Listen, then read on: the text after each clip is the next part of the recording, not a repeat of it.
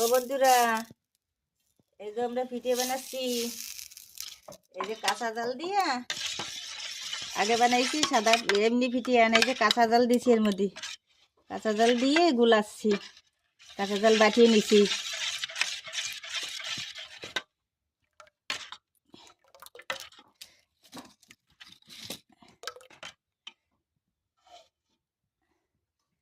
এই তো কোনভাবে পিঠে বানাচ্ছি দেখো।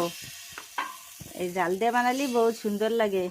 আর আগে বানাইছি সেটা ওই যে দুধের মধ্যে দুধ দিয়ে নারকেল দিয়ে অনেক কিছু দিয়ে দিয়ে ভিজেইছি। আর এইটা কাঁচা জাল দিয়ে বানাচ্ছি, এইটা আমরা খাবো এমনি এমনি। এই তো এই রাখি দিলাম।